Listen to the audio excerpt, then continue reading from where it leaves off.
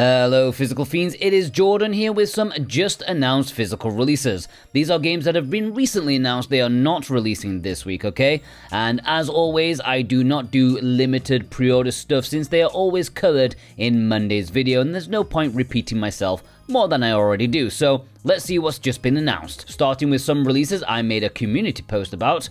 Final Fantasy IX, against all timing conventions, it is getting a physical release in North America on December 9th on Nintendo Switch. 5 years after the game released physically in Southeast Asia, and thousands of people had already imported it by this point. Don't get me wrong, this is fantastic news, I'm just wondering what's going on at Square Enix.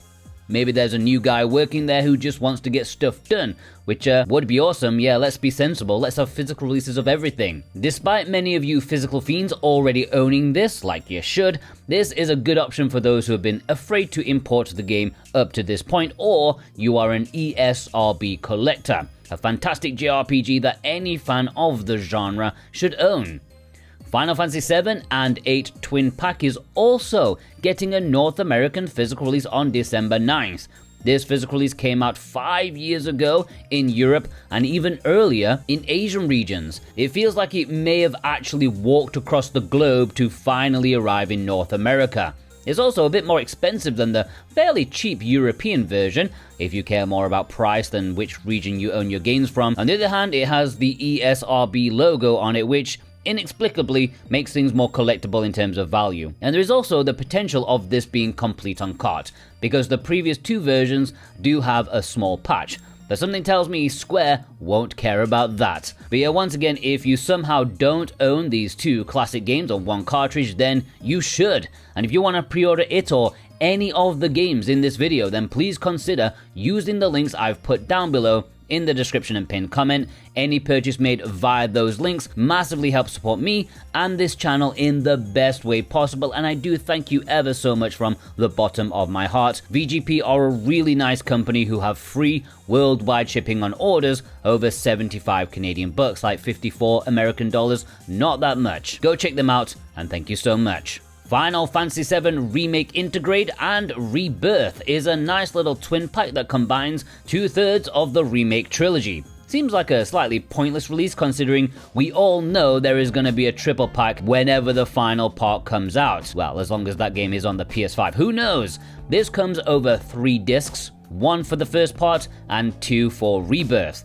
The only question is the Yuffie DLC from part 1 on the disc or not? Previously, that came via a download, a voucher. It would be nice to have fully up-to-date versions of both games on the discs.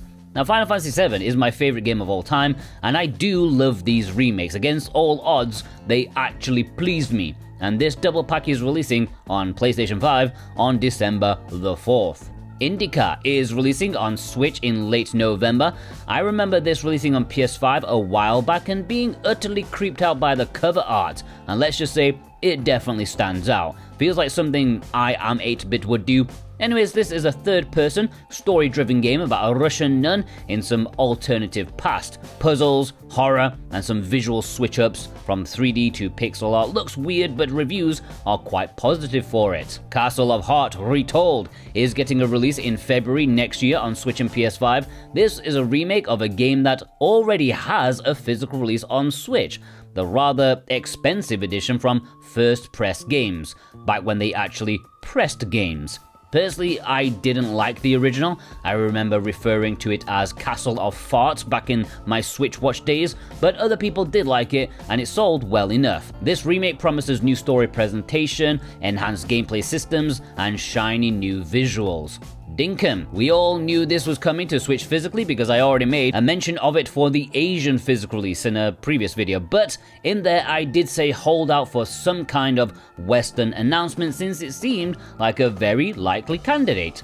I mean, it featured in a Nintendo Direct for God's sake. It is a survival life sim that's rather popular on Steam, inspired by the Australian outback. It looks pretty good and is releasing physically on Switch at the end of January.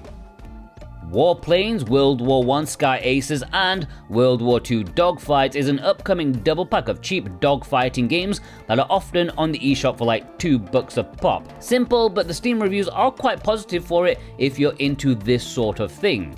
Of course, the PC version is free, and this physical is not free, but at least it's physical and you own it forever, right? It's releasing in March next year.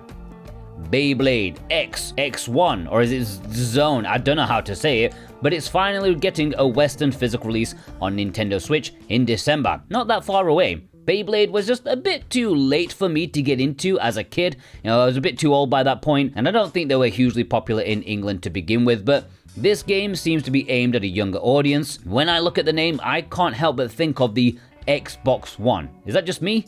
Sworn Deluxe Edition is getting a physical release on Switch and PS5 sometime next year. It says March 31st, but that is probably a placeholder. This is a roguelike action game with co-op in mind. It can be played perfectly fine in single player, but co-op play is the intended experience.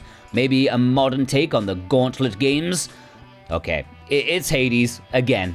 I'm just tired of making these comparisons. Like, once again, to anyone who claims that indies are the savior of the gaming industry due to how inventive they are, they're not. They chase trends as much as any AAA game. But the game's good, so, that often nullifies my point. Voidwrought is getting a physical release on Switch and PlayStation 5 sometime next year in both a standard edition as well as a collector's edition. This is a game that released digitally last year, a 2D action platformer often labeled as a Metroidvania. It got decent but, unremarkable review scores, with some labeling it as more, slightly generic compared to the competition out there. Now, there's been plenty of indie PlayStation physical releases announced too very recently. Gloomy Eyes is releasing on PS5 in Europe only, it seems. VGP will have this with a slipcover edition that comes with some stickers, postcard, and a downloadable soundtrack. This is a recently released game that came out digitally last month, as you control two different characters to solve brain-teasing environmental puzzles. As long as you don't control them at the same time, that is fine by my brain. It looks pretty good, cute, spoopy, nice overall art design. The physical release is next month. Forgotten Memories is a similar situation, European only, but VGP will be carrying the slipcover edition, and it's releasing in November on PS5. This one is hard to get info on since I don't believe it's on PlayStation yet, and it's not even out on Steam, but it is on the Switch digitally. Apparently, it wants to provide an old-school survival horror experience, but who knows?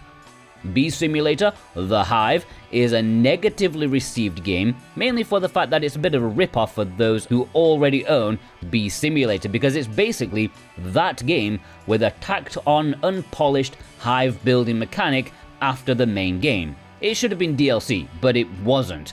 Bit of a cash grab overall. Again, a similar situation, releasing on PS5 only in Europe and in November. Make Way is a fun-looking top-down racer where you make the track. And even that is a cooperative experience, so you can either make a track in harmony or in chaos. It looks like a bunch of fun, to be fair, especially one for parties. It's releasing physically on PS4 and PS5, seemingly only in Europe in the middle of November. Wobbledogs is getting a rather random PS4-only release. Feels like there are fewer and fewer of these days. This is a popular pet simulation game that my daughter would probably love. You have loads of mutating dogs to take care of, to home and decorate where they live. The dogs look freaky and apparently they die pretty quickly, so you'll go through them fast.